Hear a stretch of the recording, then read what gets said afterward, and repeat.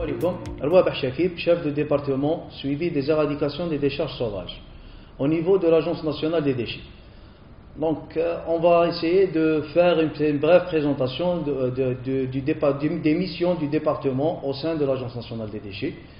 Donc, notre département consiste à faire la maîtrise d'ouvrage déléguée ainsi que le suivi des travaux des éradications des décharges sauvages, leurs études ainsi que la géolocalisation de ces décharges au niveau du territoire national. Donc pour commencer, on va essayer de mettre en place la définition des décharges sauvages. Donc on appelle une décharge sauvage tout lieu interdit, inapproprié, des dépôts intempestifs des déchets. Donc si on parle de décharge sauvage, on va parler un peu de l'aspect règlement ou loi, puisque ces décharges sont interdites. Il y a aussi de mentionner le type des décharges sauvages, puisqu'on peut trouver tout type de déchets au niveau d'une décharge sauvage. On peut trouver par exemple des déchets ménagers, des déchets inertes, des déchets encombrants, ainsi que des déchets dangereux. Donc si on parle de décharge sauvage aussi, on va parler de l'impact qu'a cette décharge sauvage par rapport à l'environnement et la santé publique. Donc si on a une décharge par exemple à une telle place, à un tel endroit, cette décharge va engendrer un effet négatif par rapport au milieu avoisinant. De par les effluents qui sortent par rapport des déchets, ces effluents qui sont le biogaz et le lexivia, les lexivia vont être par exemple infiltrés au niveau du sol. Donc ils peuvent se mélanger avec une nappe phréatique ou bien des eaux superficielles ou bien un captage d'eau, sans oublier le biogaz qui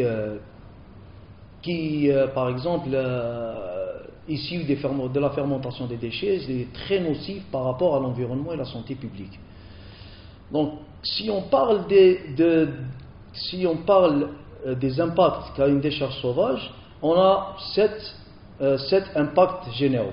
Donc l'impact visuel, bien sûr, l'impact sur l'homme et la faune et la flore, l'impact sur les eaux superficielles et les eaux en profondeur, l'impact géotechnique, puisque le sol il peut être déstabilisé par rapport aux déchets déversés et la quantité de déchets déversés au niveau d'une décharge sauvage. Un impact sanitaire général. Il y a un impact d'incendie, d'explosion issu par rapport au biogaz, ainsi que le développement de ces biogaz qui sont nocifs pour l'être humain ainsi que la faune et la flore. Donc il y a trois types de décharges sauvages qu'on peut trouver ici en Algérie. Il y a la décharge sur versant, qui est au niveau d'un talus par exemple. On trouve ce genre de décharge spécialement au niveau des montagnes. Et il y a des déversements au niveau des talus. Donc là, il y a risque d'instabilité du sol, il y a risque sur la faune et la flore, ainsi que les eaux en profondeur et les eaux superficielles, puisque le talus c'est un wed. Là, il y a à dire qu'il y a risque sur les eaux de surface par rapport au lixivia généré par ces déchets ainsi que leur biogaz. Il y a le troisième type qui est en surélévation sur fond plat. Là, cette décharge présente un impact visuel très remarqué, ainsi qu'un danger par rapport à la nature. Donc pour classifier les décharges, on peut les classifier en trois classes. La catégorie A, c'est des décharges à risque potentiel fort à moyen, donc ils sont très dangereuses par rapport à la santé publique et à l'environnement. La catégorie B, c'est les décharges à risque potentiel moyen à faible, ainsi que la catégorie C, qui sont des risques faibles à nuls. Là on parle de points noirs, des petits points noirs qui n'ont pas de grand danger par rapport à ce qu'on a parlé, mais quand même ils sont nocifs. Donc pour éradiquer une décharge sauvage, on a besoin de suivre quelques étapes. Donc la première étape, c'est l'étude d'exécution de la décharge, l'étude d'exécution liée à l'éradication de cette décharge. Donc dans cette étude, on trouve un diagnostic simplifié et des études préliminaires liées à des visites sur site et des enquêtes sur site pour déterminer la dangerosité des décharges. Donc on doit déterminer le volume des déchets ainsi que l'impact des effluents sur les eaux de surface, les eaux souterraines, la distance des habitations.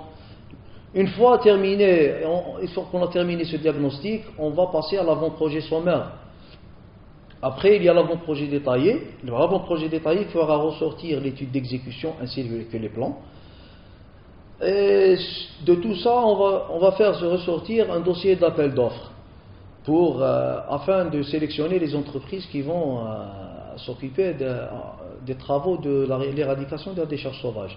À tout cela, il y a lieu de ne pas oublier une étude d'impact pour préciser l'impact qu'a la décharge sauvage par rapport à l'environnement.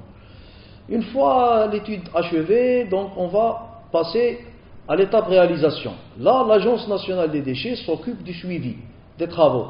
Donc on va suivre l'entreprise au sein des travaux et l'application des plans d'exécution en bonne et due forme.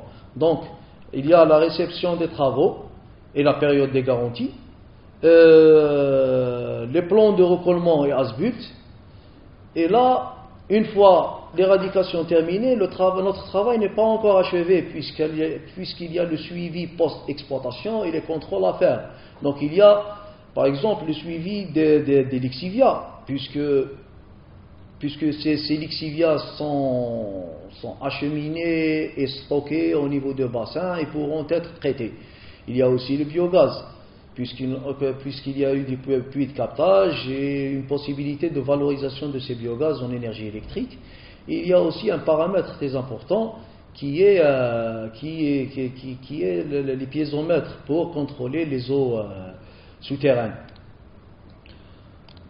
Donc le diagnostic simplifié, pour parler un peu plus longuement du diagnostic simplifié, il y a lieu de faire un levé topographique et une étude géotechnique qui permettra de déterminer le volume des déchets ainsi que leur hauteur ou leur profondeur par rapport au sol, les mesures de biogaz et les mesures de lixivia.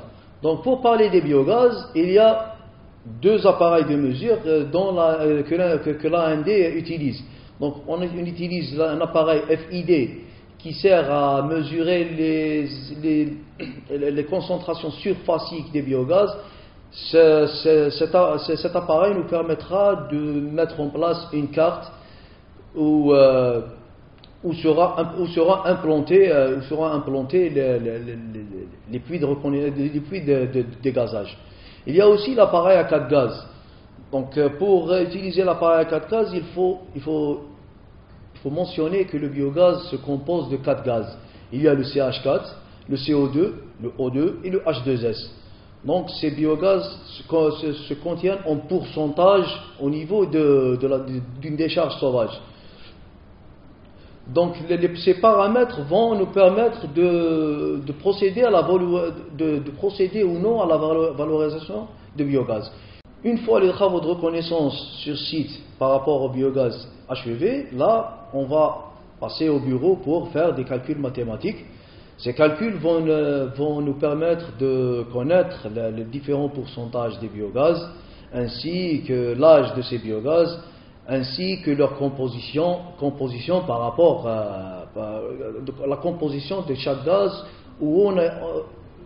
et l'évolution de ces biogaz dans cette décharge. Après, on va déterminer le réseau de captage de biogaz. Donc, il y a 4 réseaux de captage qui vont nous permettre de dimensionner les conduites de captage.